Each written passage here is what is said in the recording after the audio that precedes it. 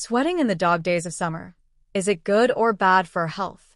Now that we've entered the hottest part of summer, what folks often call the dog days, let me ask you something. Have you noticed how just stepping outside to toss a bag of trash into the bin can leave your t-shirt completely soaked by the time you come back inside? Or how, even when you're just sitting still, little beads of sweat start creeping down your back, almost without you noticing? And heaven forbid you start cooking in a warm kitchen or decide to take a brisk walk. You'll feel as though you just climbed out of a swimming pool. In these weeks, sweat seems to follow us like a shadow we can't shake. Some people say sweating too much is bad, it drains the body. Others argue sweating is how your body detoxifies, so the more, the better. Which one is right? And why is it that some people barely glisten with a tiny drop on the tip of their nose, while others look as if someone turned on a faucet over their heads? Today, let's take our time and really talk about this very human experience, sweat. When is it healthy, and when might it be a signal from your body that something is wrong? Sweat, your body's smart cooling system. First, let's ask the question, when you sweat, is your body helping you, or is it just being a nuisance? The truth is, under normal circumstances, sweating is one of the most brilliant self-regulating systems the body has. Our skin contains millions of sweat glands, each like a tiny water tap spread throughout the body. When it gets hot and your core temperature rises, your brain sends a signal to those glands. Open the gate. The sweat comes out, it evaporates, and as it does, it pulls heat away, cooling you down. Think of it like a computer fan. When your laptop overheats, the fan automatically kicks on. Sweating is that protective fan for your body. Traditional medicine, even in the West, has often noted the link between fluids, blood circulation, and overall vitality. Too much sweat is like opening the floodgates of a dam. Eventually, reserves get low.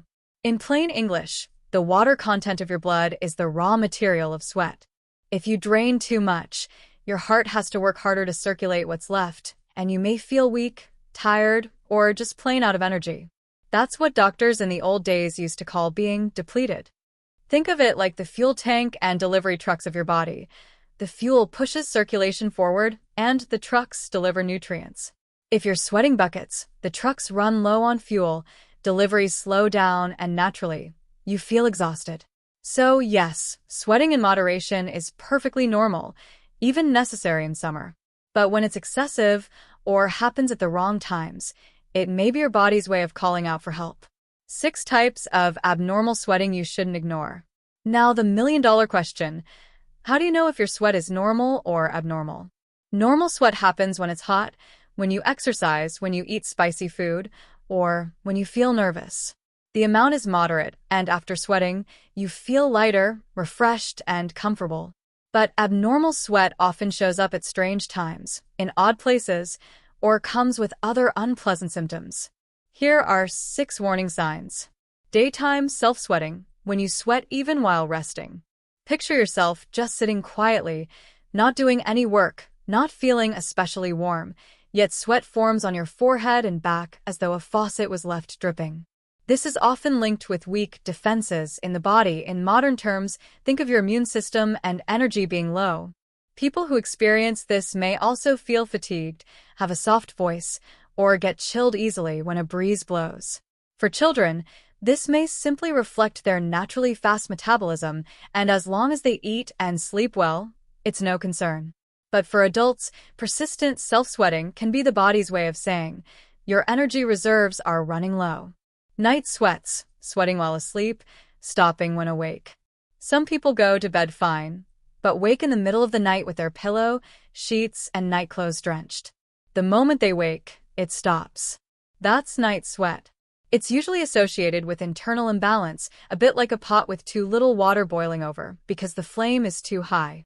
These people often feel hot in the palms and soles, struggle with insomnia, or have a dry mouth. Once in a while, it might just be a warm blanket or bedroom.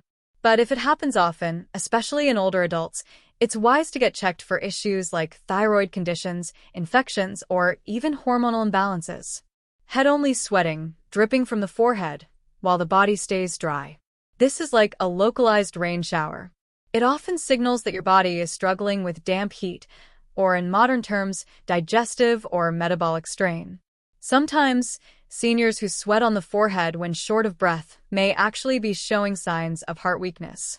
For kids, sweaty heads during sleep are often harmless, again due to high metabolism. Half body sweating, one side drenched, the other completely dry. Imagine sweating only on the left side of your body but not the right, or only on your upper half while your legs remain dry. That uneven pattern is often linked to circulation problems or nerve issues, and sometimes can show up after a stroke or with rheumatism. This is definitely a sign to consult a doctor. Cold sweat, clammy, cool sweat, often with chills. Normal sweat is warm because it carries out body heat, but cold sweat, when you feel icy hands, pale face, and weakness, often signals your system is running dangerously low on energy. Sometimes it happens with low blood sugar, shock, or sudden fright. Frequent cold sweats are not normal and need attention.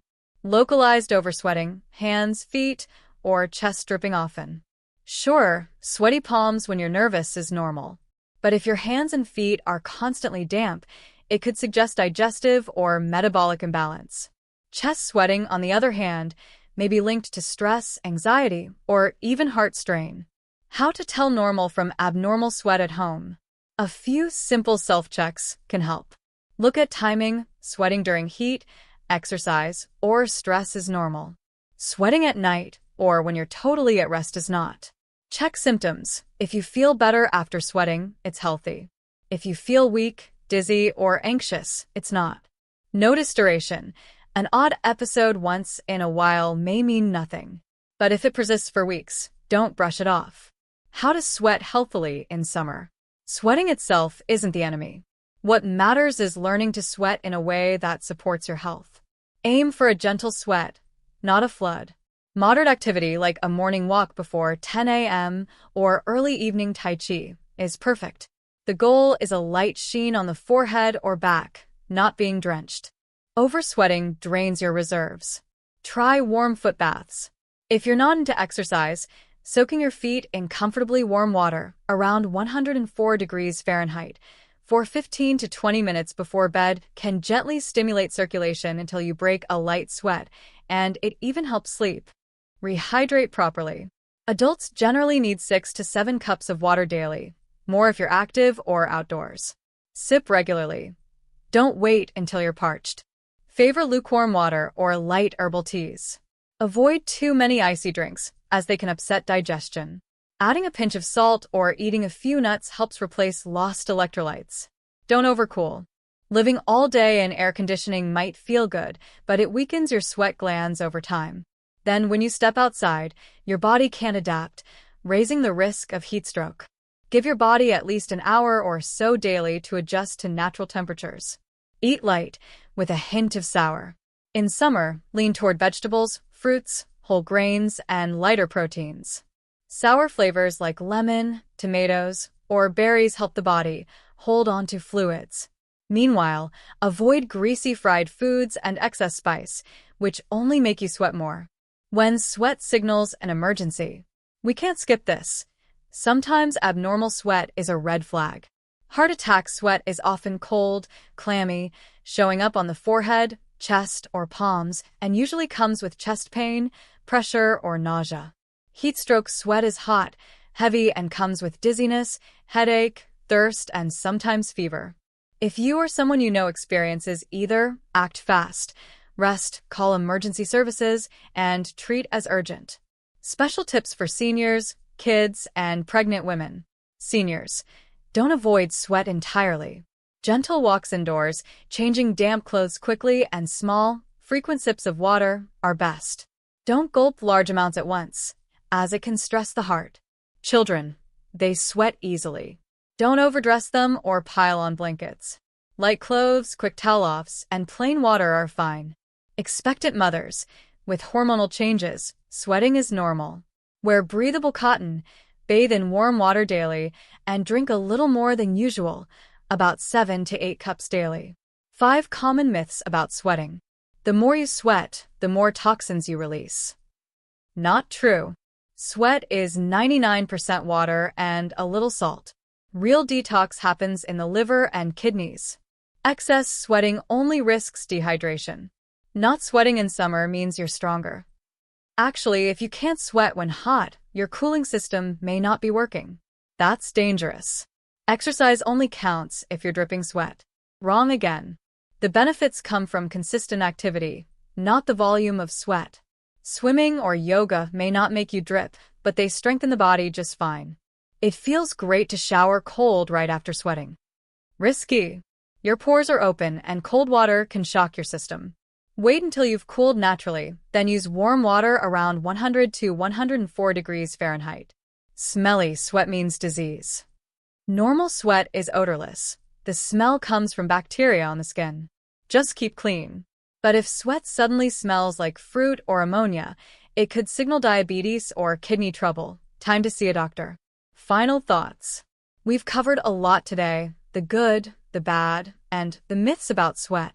At the end of the day, sweating is your body's natural weather vane, your summer companion. Don't fear it, don't force it. Let it flow gently when it should, and learn to recognize when it isn't normal.